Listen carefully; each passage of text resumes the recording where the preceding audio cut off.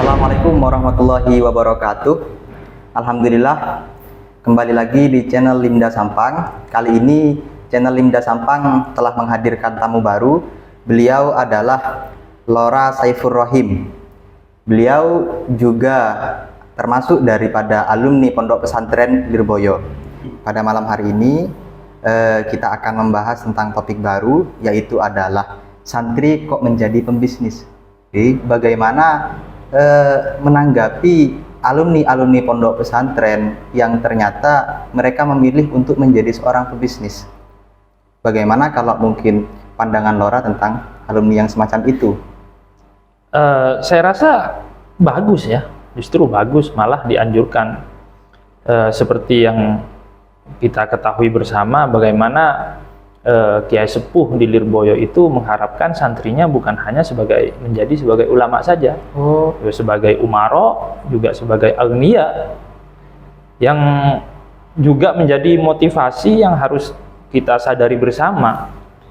Seperti dawuh Kiai As'ad Samsul Arifin Sukurjo, beliau mengharapkan santrinya itu menjadi 3 bagian, bukan menjadi 3 bagian, sedikitnya harus aktif di 3 bagian. Yang pertama, pendidikan Islam, artinya ngajar di pondok pesantren, tabligh atau hal-hal yang berhubungan dengan keagamaan. Yang kedua, aktif di Jam'iyah Nahdlatul Ulama.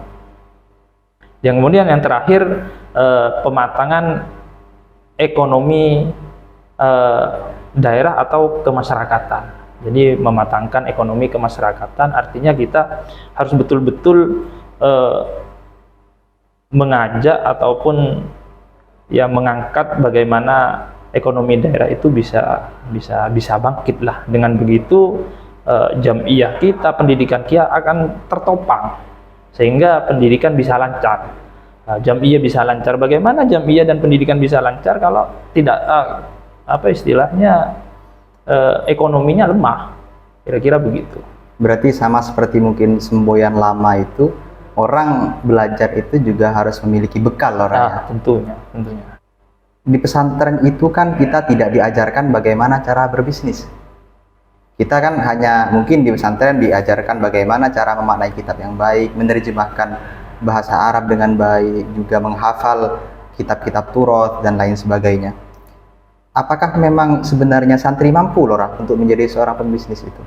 Begini, kita coba flashback lagi ya. Kita akan belajar pada masa kenabian. Jadi Rasulullah di masa-masa sulit memperjuangkan agama Islam ketika itu tidak lepas daripada seorang yang saya sebut tadi, agniya. Tentu yang seperti kita ketahui bersama, Sayyidah Khadijah, ya kan? Istri beliau sangat kaya raya. Ada sahabat yang sangat terkenal, Abdurrahman bin Auf, ada Utsman bin Affan. Beliau justru yang membantu perjuangan Kanjeng Nabi, sehingga Kanjeng Nabi bisa memperjuangkan agama Islam sampai saat ini. Kita rasakan hasilnya juga tidak lepas dari bantuan para sahabat-sahabat dan istri beliau, Sayyidah Khadijah. Artinya apa? Jadi ketika kita tidak dibarengi, tidak didukung, tidak ditopang oleh kekuatan ekonomi di belakang kita dalam berjuang, saya rasa itu sangat sulit. Berarti ekonomi syariah atau bisnismen dan lain sebagainya itu memang sangat dibutuhkan untuk menunjang aktivitas keagamaan orang-orang Islam, Lora, ya? Betul sekali. Artinya walaupun itu bukan substansi, artinya bukan yang tujuan utama kita masuk dalam pesantren, tapi setidaknya itu menjadi bekal. Ketika kita mau mondok kan harus dibarengi bekal dengan ekonomi. Kita belajar tentang ilmu agama, ya. Akan tapi yang menjadi keseharian kita, yang menjadi aktivitas kita malah di bidang bisnis misalkan. Itu kan tidak searah, Lora. Yang dimaksud ketika sudah menjadi alumni atau ketika sudah menjadi alumni? Kalau ketika sudah menjadi alumni, begini, sebetulnya tujuan mondok itu adalah menuntut ilmu agama, yang kemudian ilmu agama itu kita amalkan seperti doa kita sehari-hari, ilman nafi'ah, bagaimana kita mendapatkan ilmu yang manfaat. Nah, manfaat itu kan banyak. Artinya kalau saya lebih apa ya, menitik beratkan pada makna manfaat itu, salah satunya anfa'ahum linnas. Nah, anfa'ahum linnas itu kan banyak, tidak harus menjadi ulama saja, tidak harus menjadi umarok saja. Artinya kita, tujuan mondok itu dituntut sebagai agar kita itu menjadi orang yang soleh. Kemudian kita itu pulang dari rumah kita, profesi kita kan nggak sama.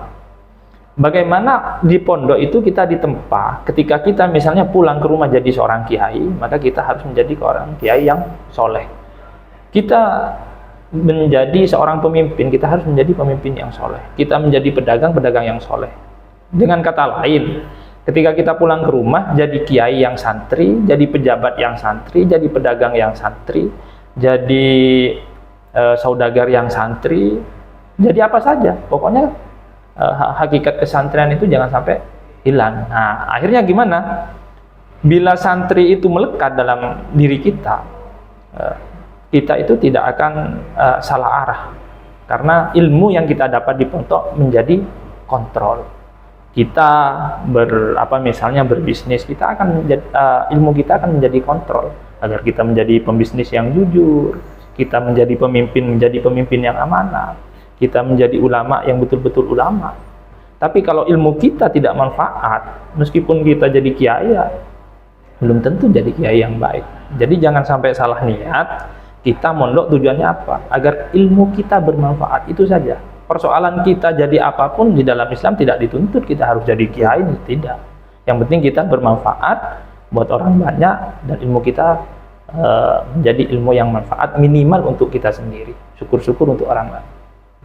Kalau untuk menanggapi omongan orang itu bagaimana, Lora? Kan akhir-akhir ini banyak orang yang, mohon maaf, banyak yang menganggap bisnis itu negatif untuk kalangan santri. Dalam arti bagaimana? Kok misalkan ada seorang alumni, kok ternyata dia itu aktif dalam bisnis, itu menjadi omongan para alumni yang lain, karena seakan-akan pandangan mereka itu seorang santri itu memang harus sejalan, harus di bidang agama, begitu loh. Saya rasa anggapan semacam itu tidak semuanya ya, hanya beberapa. Ya, saya anggap anggapan semacam itu bisa berangkat dari keawaman seseorang, juga bisa karena salah dalam berpikir, dalam melihat sesuatu itu tidak objektif. Saya rasa seperti itu. Berarti kembali lagi ke tadi itu, yang terpenting itu kita berprofesi sebagai apapun, yang penting kita anfa' linnas itu. Nah, anfa' linnas, ilmu kita bermanfaat. Dan memang itu secara agama bisa dibenarkan. Seperti itu ya. Ya mungkin terima kasih banyak Lora atas informasi dan juga wejangan-wejangan, telah bisa sharing bersama kita, bisa hadir dalam podcast Linda Sampang pada malam hari ini. Mungkin cukup sekian Lora. Mungkin kurang lebihnya dari kami mohon maaf yang sebesar-besarnya. Wallahul muwaffiq ila aqwamit thoriq. Wassalamualaikum warahmatullahi wabarakatuh.